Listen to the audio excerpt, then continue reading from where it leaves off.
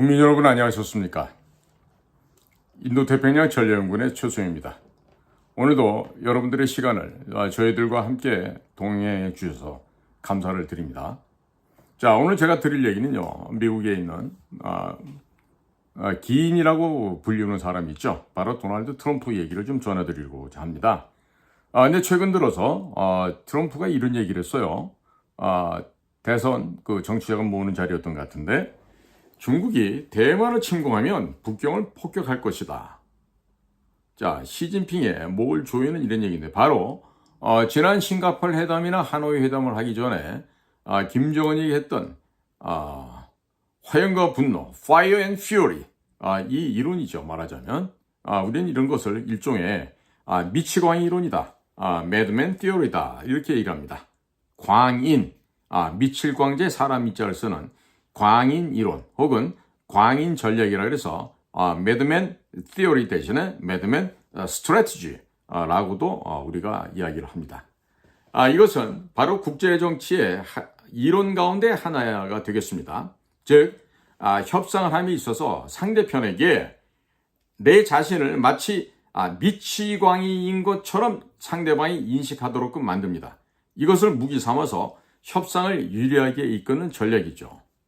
과거 미국에서 리처드 닉슨 미국 행정부가 전 세계적인 핵 전쟁 공포를 조성함으로써 베트남 전쟁 종결을 시도했던 데서 유래가 또 되고 있습니다. 당시 닉슨 행정부는 베트남 전쟁에서 남베트남, 즉 월남을 지원하고 있었죠. 그리고 전쟁 종식을 하기 위해서 핵 공격 태세를 크게 강화시켜 상대방의 굴복을 유도를 했습니다. 자, 핵 전쟁을 시작할지 모른다는 이런 신호를 보내게 되면 당시 북베트남 월맹을 배후에서 지원하던 소련이 위협을 느껴서 미국의 말을 듣도록 북베트남을 조종할 것이다 라고 믿었습니다. 이에 리처드 닉슨 당시 대통령은 북베트남, 즉 월맹과의 평화회담이 교착 상태에 있던 1969년 10월 동아시아와 유럽, 중동 지역에 있던 미군의 핵전쟁 경계령을 내린 바가 있었습니다. 이때 당시 이 전략의 목적은 미국 대통령이 작은 일에도 발끈하게 성질이 돋구어져서 핵전쟁이라도 쉽게 일으킬 수 있는 인물로 믿게 해서 적국이 감히 미국에게 덤비지 못하게 만드는 작전이었습니다. 자, 북의 김정은이도 정전체제를 끝내겠다는 의도를 깔고 자, 전쟁이냐 평화냐 양자택일을 하라고 한국과 미국을 지금 압박을 하고 있죠. 이게 전부 다 뭐냐면 개뿔 없는 녀석들이 미치광이 흉내를 내면서 지금 한국과 미국 동시에 양쪽을 다 협박하고 있는 행동이라고 볼 수 있죠. 그리고 또 이런 미친 짓을 하고 있는 정은이한테 2017년 미국의 도널드 트럼프가 대통령이 되면서 한 일이 또한 이런 거 아니겠습니까? 자, 그러니까 이번에 만약에 트럼프가 재집권을 하게 된다. 그러면 한국 측에게 핵무장을 시킬 수 있는, 즉 핵무장을 현실화시킬 수 있다. 그러니까 가능하게 되는 현장으로 만들 수 있다. 이런 얘기 됩니다. 즉 미중 간에 펼쳐지던 이런 미중 패권 전쟁이 바로 한중 패권 전쟁으로 변모할 수도 있다. 이런 말씀이 되겠습니다. 지금 도널드 트럼프 미국 전 대통령이죠. 지나간 28일 날 비공개로 했었던 선거자금 모금 행사에서 자신의 재임 기간에 러시아가 우크라이나를 침공한다거나 중국이 대만을 침공할 경우 모스크바와 베이징을 폭격하겠다. 자, 이런 말을 했어요. 자, 트럼프는 수차례의 연설을 통해서 자신이 집권하게 되면 즉각적으로 러시아 우크라이나 전쟁을 멈추게 한다고 이미 말한 바 있습니다. 자, 이건요, 당연히 중국에서, 그러니까 중국 공산당이 대만 포위 훈련을 현재 지금 대강당에서 끝냈죠. 그러나 트럼프가 이와 같은 발언에 바로 중국 베이징에 있는 중난하이에서는 충격을 많이 받았을 것입니다. 자, 트럼프는 이 중국의 이 소위 말하는 당 중앙위원회 상임위원들이 살고 있는 중남해, 여기가 지금 중국의 지도부가 살고 있는 곳 아니겠어요? 그러니까 이 중남해에다가 야, 니들 말이야. 그런 식으로 까불면 전쟁이 일어나 이렇게 돼. 그러니까 전쟁을 억지를 해야 되겠어. 자, 이런 식의 생각을 갖고 트럼프는 지금 소위 말하는 fire and fury, 화염과 분노, 이런 미친 광인 전략을 지금 사용하고 있다. 이렇게 보여줄 수도 있겠습니다. 그런데 그 광인 전략보다 더 무서운 게 있습니다. 바로 관세입니다. 트럼프는 이전 재임을 했던 4년 동안에도 대중국의 무역 관세를 높여서 중국 경제를 힘들게 한 바 있습니다. 그런데 이번에 재집권하게 된다. 그러면 모든 중국산 제품에 대해서는 관세를 최소 60% 이상 인상하겠다고 지금 언급하고 있습니다. 그러니까 완전히 이런 반중 정서, 중국인에 대한 혐오감을 선거에 적극적으로 활용을 해서 백악관을 지금 재탈환하고자 합니다. 자, 이처럼 도널드 트럼프 대통령이 북경에 대한 폭격 발언은 바로 시진핑 중국 주석에 대한 참수 작전을 언제든지 실시할 수 있다는 뜻으로 해석할 수가 있습니다. 따라서 미국의 강력한 힘, MAGA, Make America Great Again, 이 회복된 미국을 원하는 미국의 유권자들에게 커다란 호응을 지금 현재 받고 있는 것으로 알고 있습니다. 자, 그러니까 트럼프가 재집권하게 된다면 한국의 핵무장이 가시화될 수도 있지 않을까 조심스럽게 전망을 해보게 됩니다. 자, 이렇게 되면 미중 간의 패권 전쟁이 아니라 한중 간의 이제 전투가 되어집니다. 그러면서 전쟁에 대비한 군비 확장을 하다가 중국은 가랭이가 찢어지고 경제가 붕괴되는 이런 국가 멸망의 길을 걷게 될 것으로 전망이 되고 있습니다. 자, 특히나 지금 앞으로 도널드 트럼프가 다시 집권하게 될 경우에 백악관의 국가안보 보좌관으로 거론되는 사람이 하나 있죠. 바로 엘브리지 콜비, 지난 정부에서 국방부 전력개발 담당 부차관보입니다.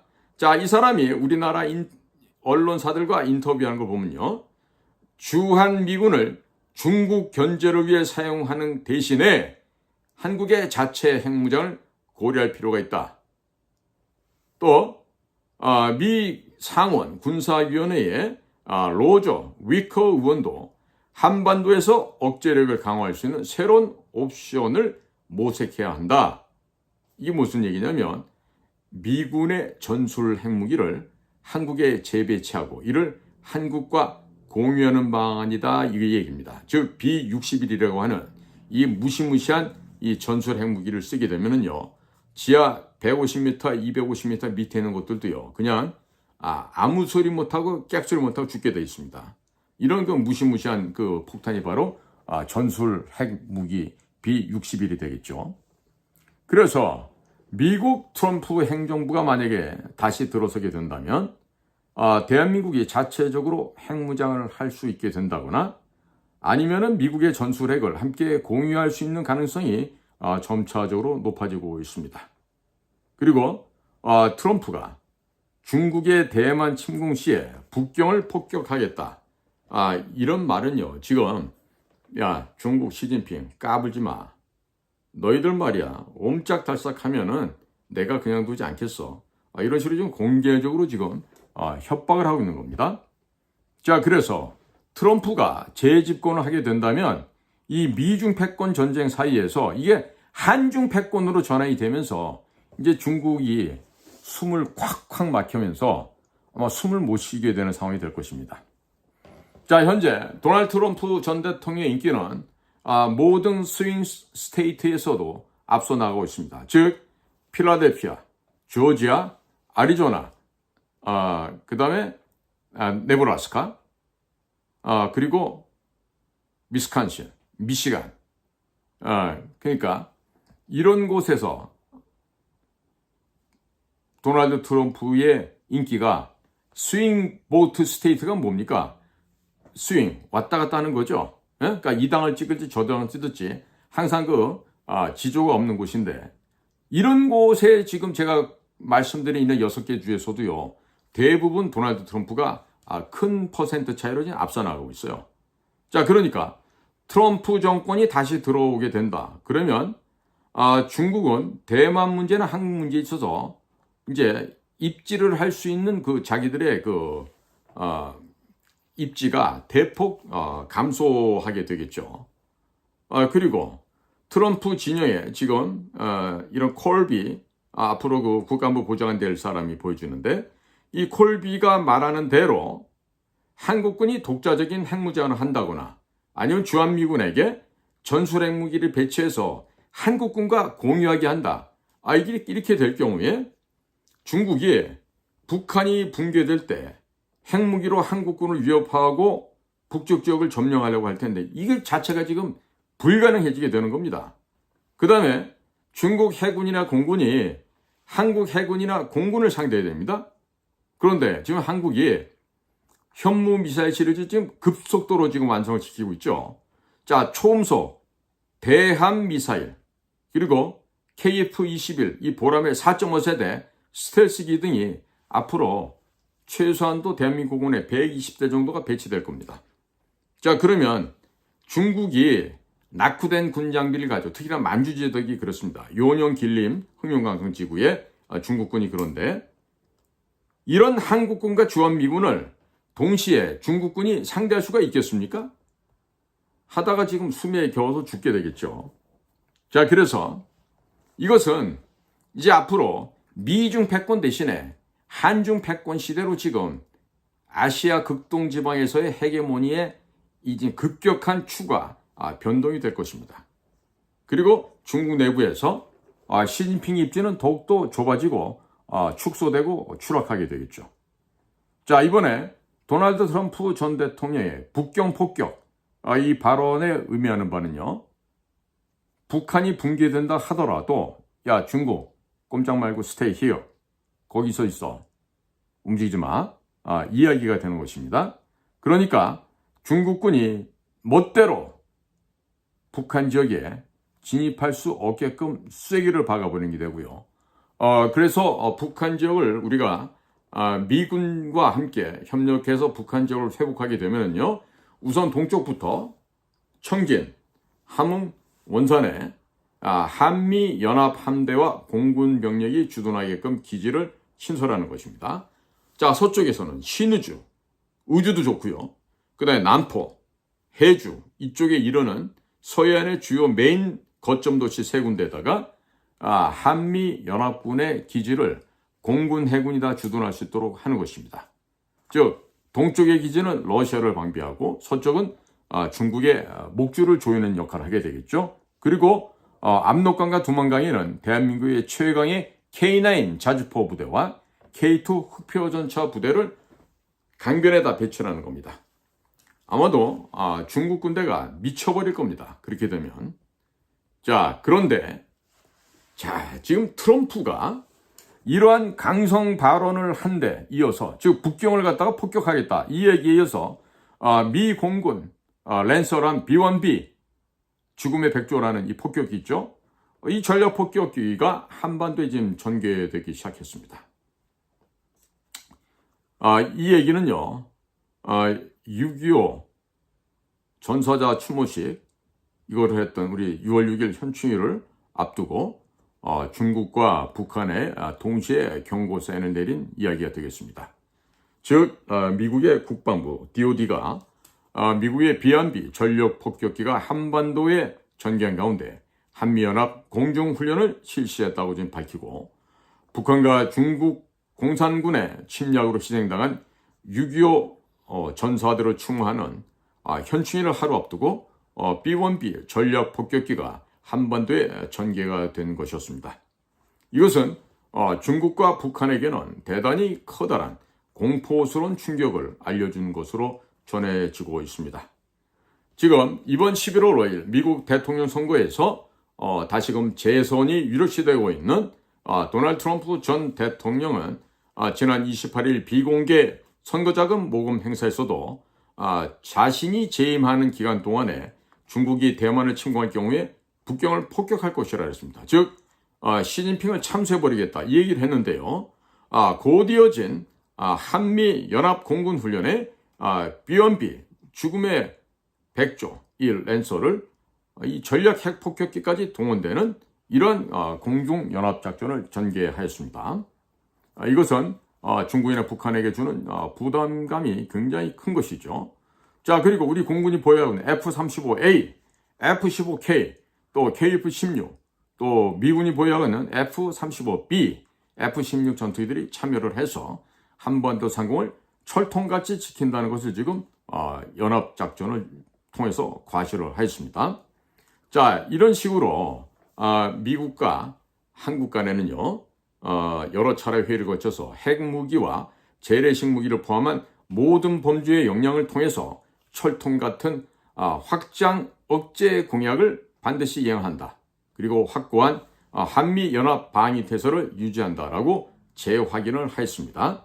자, 이러한 한미 간의 긴밀한 공조가 진행되고 있는 가운데 미국이 확장 억제 전략이라는 공약을 반드시 이행을 하고 또 상호 운용성 연합 방위 태세 강화를 더욱더 가일층 강화하기 위해서 이런 연합 공중 작전을 실행했다는 것은 또 다른 의미를 내포하고 있다고 하겠습니다. 지금요, 이번 훈련에서도 보면요, 제이담이라는 직격탄이 있습니다.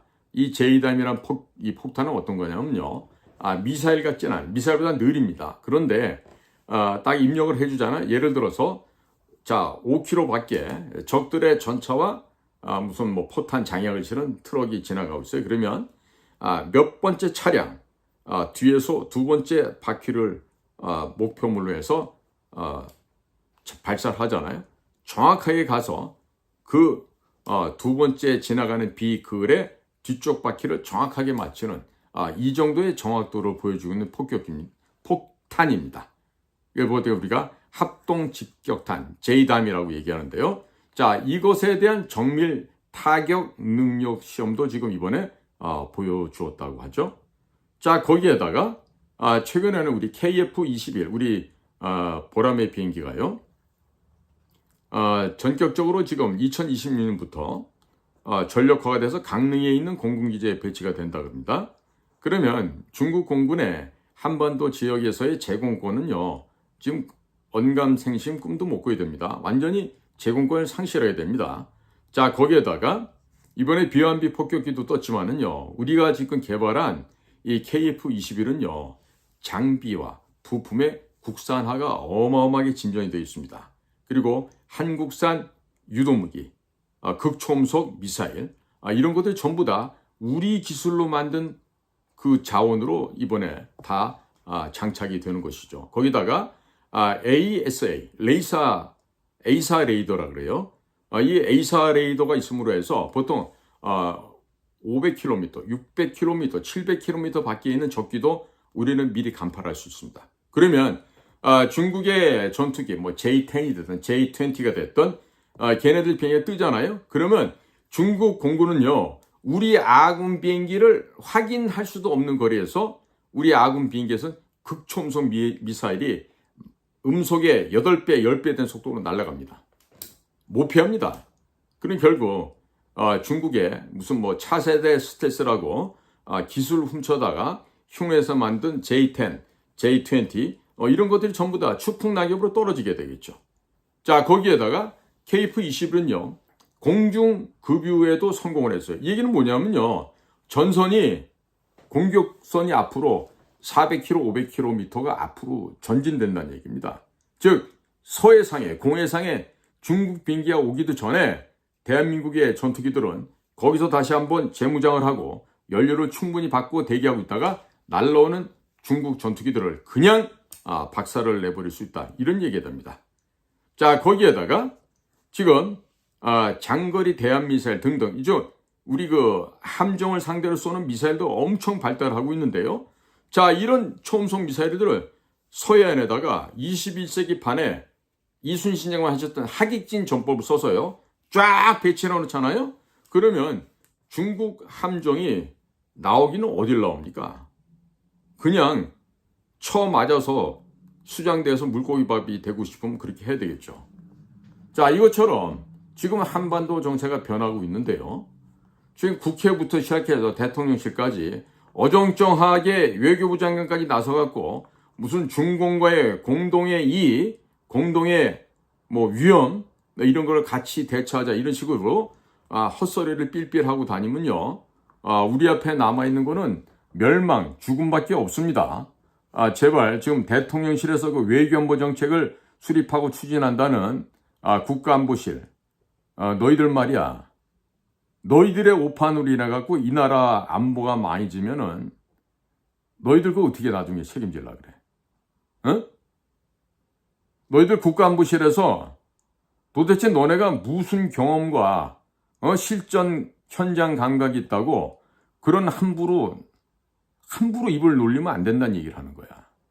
지금 너희들 국가안보실 애들 때문에 외교부, 국방부, 통일부, 국정원 전부 다 뿔이 나 있어. 왜? 니네가 그 모든 부처의 인사를 다 좌우한다며, 그것도 단 한 명이. 이게 말이나 되는 얘기야? 그 자식이 뭐 얼마나 좋은 대학을 나오고 얼마나 훌륭한 능력이 있길래 윤 대통령처럼 뭐 고시라도 붙었나? 뭘 할 줄 아는 애들이 앉아서 거기서 그따위로 대한민국 외교안보 정책을 이런 식으로 망가뜨리고 있냐고. 응? 나중에라도 친환경 무상급식 일식 삼찬하는 그런 호텔 음식 먹기 싫으면 지금부터 빨리 때려치고 집에 가거나 아니면 제대로 일할 수 있는 그런 분들을 그 자리에 갖다 앉히고 일을 하기 바래. 응? 지금 말이야, 미국도 과거의 미국을 갖다 기준해가지고 헛된 판단하고 있고, 러시아, 중국에 대해서는 전혀 감도 못 잡고 있는 너희 같은 애들이 무슨 국가 안보를 갖다가 지휘하는 지휘 사령탑 역할을 하냐고. 존말할 때 빨리 집에 가길 바래. 진짜 한심하기 짝이 없어서 이제나 하나 저제나 하나 보고 있으려니까 또 이런 짓들을 하고 있어서 그러니까 빨리 국가안보실은 사표내고들 집에로 가기 바래요. 자, 국민 여러분, 많이들 답답하시죠? 국민 여러분, 그 답답함을 해소하시려면요, 여러분들이 공부를 좀 더 하셔야 됩니다. 그리고 다음번 대통령 선거에서 반드시 자유우파 진영에 능력 있는 대통령, 이승만, 박정희, 전두환, 이분들의 그 역량을 포괄하고 있는 이 민족의 미래의 지도자를 찾으셔야 됩니다. 그래야만 앞으로 이 나라가 진짜 조금이라도 까치바라 들고서 조금이라도 전진할 수가 있지, 지금처럼 가다간요 앞뒤 다 막혀버리고 죽습니다. 그러니까 여러분들께서 빨리 각자 도생을 하시되 그걸 연대를 하십시오. 연대를 하시고 앞으로 이 나라의 지도자가 될 만한 사람, 특히 마누라 수준이 되는 사람들 골라야 돼요. 내가 자주 얘기하지만 최소한도로 외국어도 좀 돼야 되겠지. 그래도 매너가 좀 있어야 되겠지. 쌍스럽고 천박하지 않아야 된다고.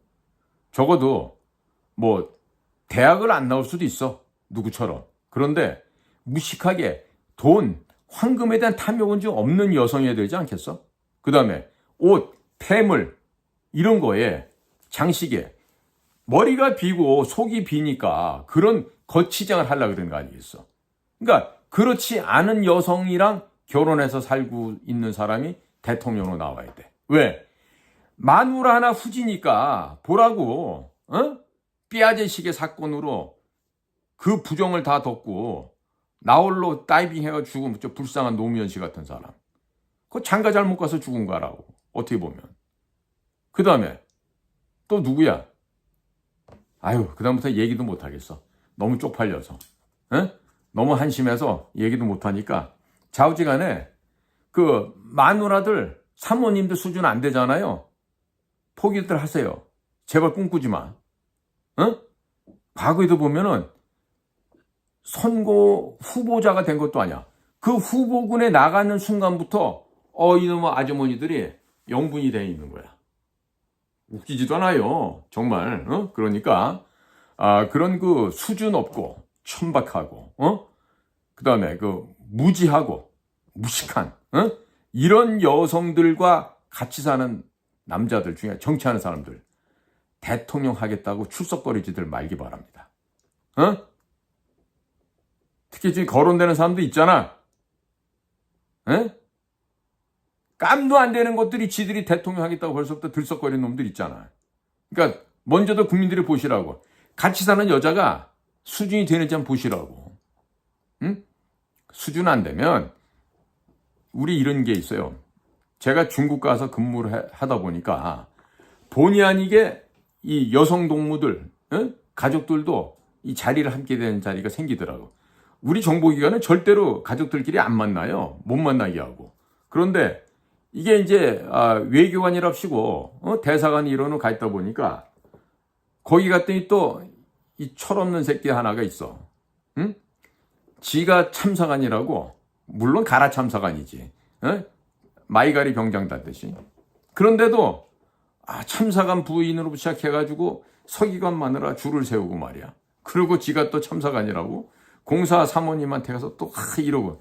이런 외교부 애들이 하고 있는 우스꽝스러운 짓을 우리 국가정보부 출신들도 이 짓을 하더란 얘기야. 그러니까 머릿속에 든 게 없는 것들이 가갖고 외교관 행사를 하다 보니까 이런 참극이 벌어지는데 중요한 거는 그런 게 아니에요. 예를 들면 이런 거예요. 국경절. 우리 같으면 10월 3일 개천절이 우리 국경절이 되는데요. 그런 날에 이제 행사를 하다 보면 뭐 공사부인들, 참사관 부인들 와가지고 거기 참석을 하게 해요. 근데 이런 아줌씨들이 말이 돼야지. 중국어가 되길 하나, 영어가 되길 하나, 아니면 뭐 니혼고라도 하거나, 아니면 또 뭐 다른 불어나 뭐 스페니쉬나 뭐 독일말이나 뭐 다른 메이저급 되는 국가들의 언어를 할 줄 아는 거는 한국말, 전라도 사투리 이런 거밖에 할 줄 모르는 여자들이 와갖고 참사관 부인내니 또 무슨 공사 부인이 해갖고 가 있어봐야 할 수 있는 일이 없어요. 할 수 있는 일이. 내 기억에는 그 당시에 유일하게 북경에서 외교관 부인 역할을 했던 거는 지금은 퇴직하고 현직에 없지만 신봉길 선배. 그때 신봉길 선배가 대사관 전체는 이제 경제공사를 했는데 신봉길 씨 부인 하나만 외국말을 제대로 하고 접대를 하더라고. 내가 봤다니까 옆에서. 보니까 대사만으로라도 그게 안 돼. 김하중 씨가 그 당시 대사였는데 그 대사 부인도 역시 서울대학교 올라왔는지 몰라도 외국어가 안 돼. 그런데 이게 신봉길 경제공사 부인은 어디서 교육을 받았는지 너무 자연스러운 거야. 그런데 또 그러니까 신봉길은 또 씹혀가지고 중국 대사도 한번 할만 했는데 씹혀가지고 이제 딴 데 갔죠. 이런 거예요. 그러니까 그 부인이 정말로 이 부인으로서 외교, 지금 김정숙이처럼 뭐 대통령 전용기 끌고 가서 하는 이런 엉터리 그 영부인 외교 말고 영부인 외교라는 건 그냥 남편하고 옆에 가갖고 있는 듯이 없는 듯이 하면서 부인들과 직접 통역관 없이도 담소도 하고 또 한국의 아름다움과 한국의 전통 미풍양속을 전달할 수 있는 그 정도의 foreign language expression ability가 있으면 돼. 그러니까 그런 것도 안 되고 말이야. 줘도 책도 읽을 수 없는 수준. 있잖아 왜? 그 무슨 그 풍치가 좋은 아주머니처럼 마크롱 부인 손을 딱 잡으려니까 그냥 그 마크롱 부인 되는 그분이 손을 갖다 그냥 마치 그냥 독사뱀 피부 닿는 듯이 길겁을 하면서 손을 빼고 말이야. 질 바이든 여사도 그러고 이런 걸 우리가 그동안 동영상을 봤잖아요. 그리고 정상회의한 데 가가지고 바보처럼 둘이서 차려 타자 해갖고 희죽희죽거리고 말 한마디 못하고 그러고 허수아비야 뭐야. 그러고 있는 참담한 광경을 보셨잖아요. 그러니까 수준 안 되는 여자랑 사는 사람들은 미리 경고하는데 곳이 아니라 할애비가 있어도 안 돼. 근데 또 이 대목에서 또 한동훈이가 그러겠지. 우리 마누라는 서울법대 나왔는데 미국에서 바 테스트 통과한 미국 변호사인데 영어 엄청 잘하거든. 굉장히 플루언트하거든. 이런 말 할 수 있겠지. 근데 한동훈 자네 같은 사람은 좌파 좌익이라서 안 돼 이 사람아. 본인이 벌써 결격 사유가 너무 심각해. 대통령 정치할 생각을 아예 꿈도 꾸지 마. 한동훈 씨는. 그동안 뭐 했나? 진보당 정도는 이 사람아 위원정당으로 법무장관으로서 위원정당 신청해서 국회에 발을 못 들어도 해야 될 거 아니야? 그저 무슨 일만 생기면 그냥 조잘조잘거리면서 말이야. 그 수준도 안 되는 쓰레기들하고 입 섞어서 하지 말지. 말싸움한다고. 한 게 뭐가 있어? 법무장관 하면서. 진보당을 갖다가 위원정당 해산을 해봤어. 그렇다고 국사범위 문재인을 갖다가 조사에 착수나 해봤어. 한 게 없잖아 아무것도. 근데 무슨 정치를 하겠다는 거야. 머릿속에는 조국이랑 똑같은 좌파 민주주의, 사회 민주주의. 조국이가 지향하는 그게 바로 뭐냐? 인민민주주의, 민중민주주의, 진보적 민주주의라고 소위 변형된 공산주의를 얘기하고 있는 거야. 그게 바로 변형된 뭐? 공산주의. 그러니까 지금 한동훈이 자네가 5.18 정신을 헌법 전문에 넣는다고 이런 헛소리를 하고 있는 거 아니야. 그러니까 한동훈, 자네는 앞으로 이 나라에 뭘 하겠다 꿈도 꾸지 마. 그리고 같은 당에 있는 그 이상한 친구들도 돌아봐. 당신들 말이야 같이 사고 있는 여자 수준이 어떤지 보라고. 수준된 여자 단 한 명도 없어. 그러니까 아예 꿈 깨고 빨리 그런 꿈은 접어버리고 없앨수록 좋은 거야. 건강에 좋다고. 응? 내 말씀이 아마 우리 국민들 대부분이 동의하실다고 저는 생각해요. 제가 근거 없이 하는 얘기 아니잖아요. 응? 특히나 이번에 해병대 그 최상병 사건으로 그 말에 오르는 그 사단장 임시성 가진 사람 있죠? 당신 말이야. 내가 다른 방송에서도 얘기했지만 아끼는 부하가 이렇게 사고 당해서 죽잖아. 그러면 원래 원칙은 중대장, 제대장, 연대장, 사단장은 무조건 옷 벗는 게 순서야. 근데 뭘 또 해병대 사령관 별 한 개 더 달아보겠다고 그러고들 뭐 어떤 누나한테 가가지고 호소했어? 지금 얘기 나오더구만. 누나한테 호소했다고? 그 누나가 또 오빠한테 또 얘기를 했는 모양이지. 지금 군대가 이런 식으로 썩어서 어떡할 거야. 근데 해병대 사령관도 보니까 차제에 박대령 통해가지고 이거 임사단장을 아마 날리려고 그러다 지금 되치기 당한 모양이던데 딱 노는 폼새들이 썩어빠진 국정원하고 똑같은 것 같아. 자식들이 말이야 나라를 지키고 국민의 생명과 재산을 지킬 생각들은 않고 어떻게 하면 내가 더 출세할까? 어떻게 하면 이 공직에 오래 남아갖고 나라의 국록을 갖다 쪽쪽 빨아먹어볼까? 이 생각들만 해. 그 제일 잘하는 데가 어디야? 지금 현재 국정원에 있는 애들 아니야. 원장부터 차장으로 있는 애들. 해병대. 너희들 말이야. 지금 국정원 닮아가는 거야 뭐야? 명예로운 해병대가 그 추악하고 더러운 국정원에 그 인사 전횡이나 닮아가서 되겠어? 군인이 이 사람들아 군인다워야지. 한 번 해병은 영원한 해병이라고 말이야. 얼마나 우리 대한민국의 해병은 전 세계적으로 이 명예를 갖고 사는데 자식들이 말이야. 니들 친자식이 죽어도 그따위로 행동할 거야? 나쁜 놈의 자식들 같으냐고 말이야. 말랑 다들 옷 벗어.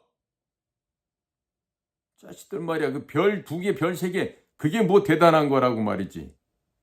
건방진 놈들 같으니라고 말이야. 자네들 친아들이 죽어도 그따위로 행동할 거야?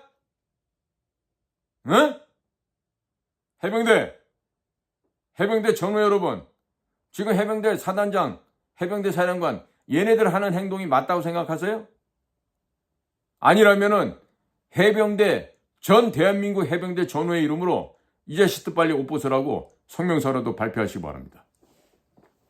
자, 오늘도 국민 여러분들의 귀한 시간을 저희 방송과 함께 해주셔서 감사를 드립니다. 저는 인도태평양 전략연구원의 최수영입니다. 고맙습니다.